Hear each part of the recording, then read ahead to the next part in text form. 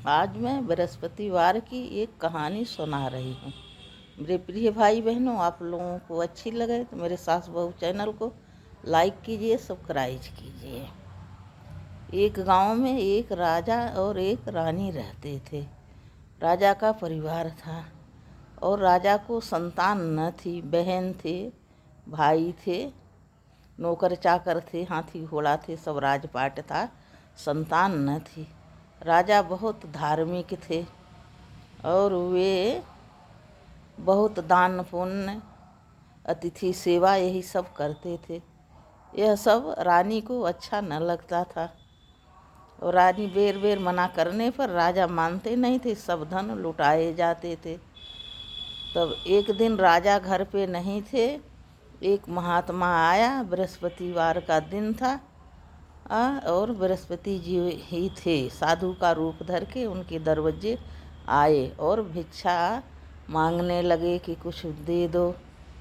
तो रानी कहती हैं, बेर बेर आवाज़ लगाने पर बोल नहीं रही। बड़े मुश्किल से रानी बोली और कहीं कि यहाँ से जाओ, दूसरे दरवाजे जाओ, यहाँ से जाओ बाबा। पर वो नहीं मानते। बहन जी कुछ दे दो, मैं बहुत भूखा हूँ, बड़ा पुण्य होगा।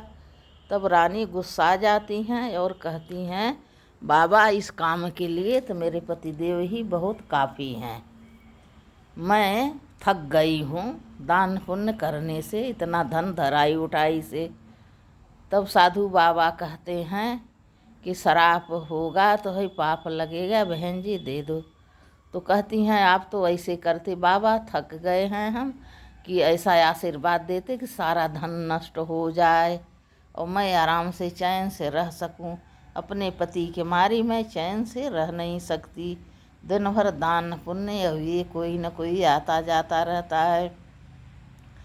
तब महाराज कहते हैं कि मैं आपको एक उपाय बताता हूँ जिससे आपके सारा धन नष्ट हो जाएगा, आप आराम ही आराम करोगी। तो महारानी वह उपाय पूछती तो बोलते हैं, किसी नहाना धोना नहीं, बिना नहाए ही खाना खाओ, किसी देवता का पूजा नहीं करो, बत्ती नहीं जलाओ, किसी ईश्वर का नाम नहीं लो और घर में बृहस्पतिवार के दिन झाड़ू पोछा ज़रूर लगाओ, कपड़ा साबुन से ज़रूर धो।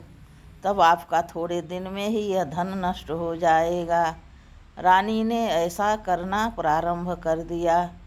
अब 1-2 बृहस्पति बीती, 3, 4, 5 बीतते बीतते सारा धन समाप्त हो गया।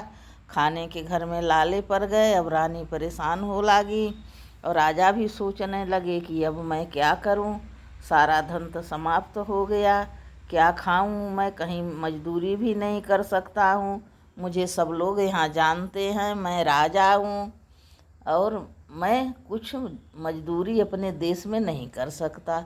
तब वह राजा है और अपनी बहन से कहा कि तुम लोग अपना गुजारा करना और यहाँ रहना सही तरह से। मैं दूर देश जा रहा हूँ, देश चोरी परदेश भीख होती है, दूसरे देश में मैं नौकरी करूँगा और तुम लोगों के लिए जीवन उपाय कुछ भेजूँगा।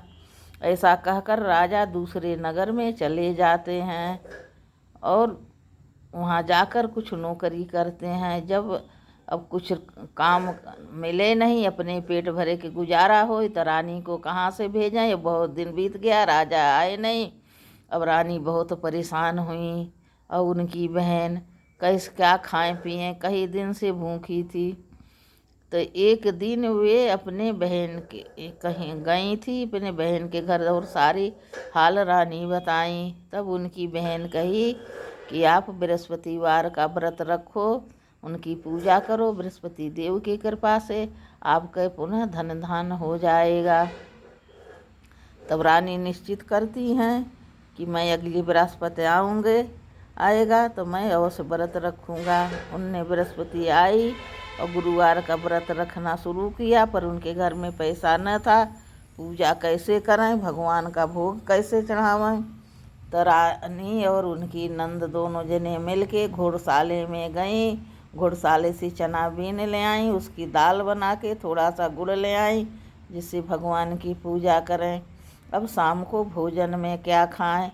तब रानी ने अपनी नंद को अपनी बहन के यहाँ गई कि थोड़ा सा बेसन मिल जाएगा तो जिससे आज हमारा नंद भौजाई का गुजारा हो जाएगा।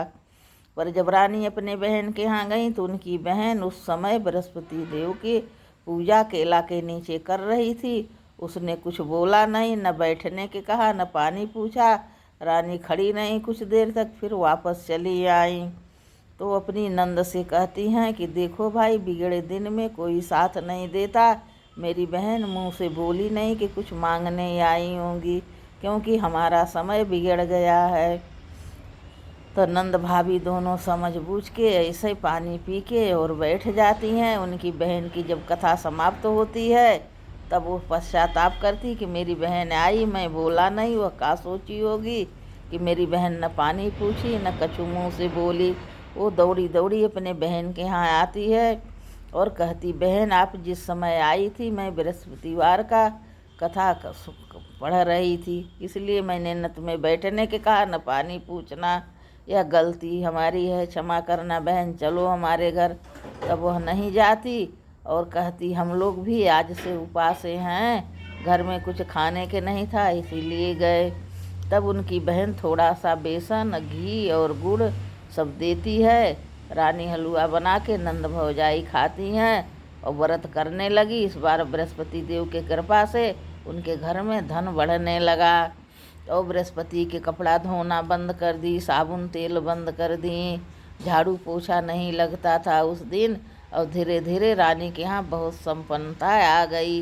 तब रानी नंद भौजाई और उनकी दासी कहने लगी कि अब हम लोगों के यहाँ धन आ गया है, हम लोग भी कुछ धर्म कार्य करें। तो रानी ने बहुत से बगीचे लगवाए, तालाब बावड़ी बनवाई, कुएँ खुदवाई कि जिससे सब जिया जंतु पानी पिए, मनुष्य पानी पिए, गरीबों में दान बंटवाएं, धर्मशाला बनवाएं। रानी का बहुत नाम बढ़ने लगा।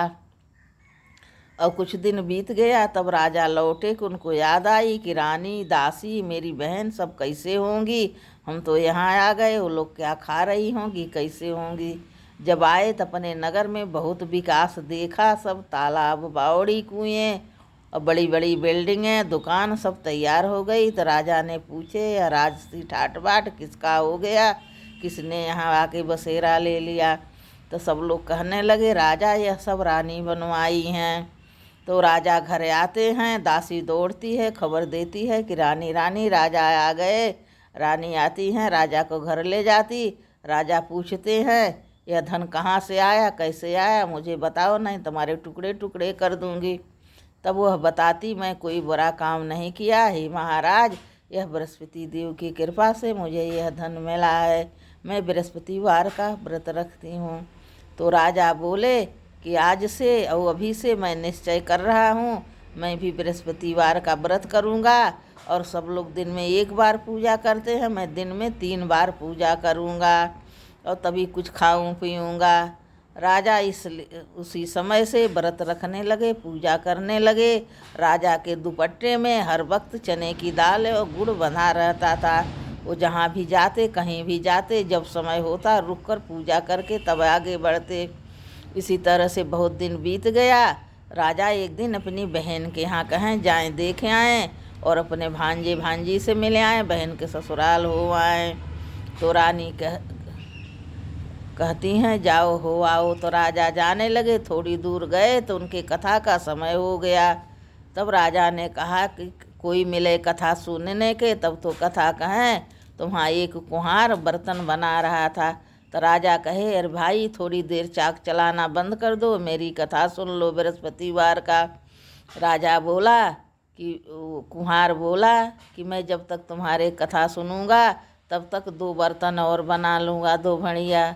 राजा आगे बढ़ जाते हैं, कुम्हार की चाक टूट जाती है, मिट्टी फैल जाती, सब बर्तन टूट जाते, बढ़िया बनना बंद हो गया। फिर कुम्हार दौड़ा दौड़ा गया और राजा को बुलाता है, महाराज आप जब से आगे बढ़े आए और मेरा बहुत नुकसान हो गया, आप चलिए उसी जगह मुझे कथा सुना दीजिए, मैं सुनूंगा। तब राजा अपने दुपट्टे से चने की दाल और गुड़ निकालते हैं, कथा कहते हैं और कुम्हार कथा सुनता है। उसकी मिट्टी सही हो गई, चाक सही हो गई, उसका आमा भी पक गया, बर्तन बना, बहुत बिक्री हुआ। तब उसने कुम्हार भी निश्चित कर लिया, आज से मैं ही बृहस्पतिवार का व्रत रखूँगा, पूजा करूँगा।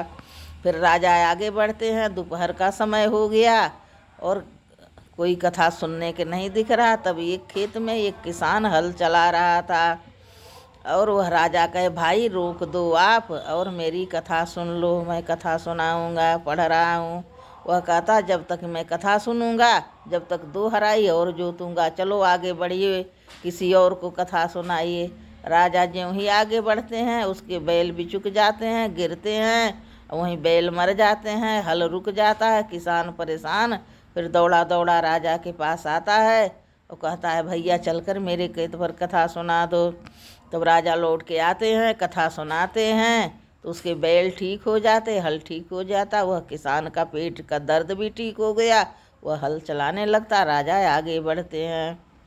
अब इसी तरह से जाते जाते अपनी बहन के गांव में आते हैं। अपनी बहन से कहते हैं, बहन कोई व्यक्ति ऐसा हो, रात हो गई है, सोते सुबह उठते कि कोई व्यक्ति ऐसा हो जिसने भोजन न किया हो। बहन के घर में सब लोग भोजन कर रहे थे तो कहे कि कोई ऐसा हो जो मेरी कथा सुन ले, खाना न खाया हो।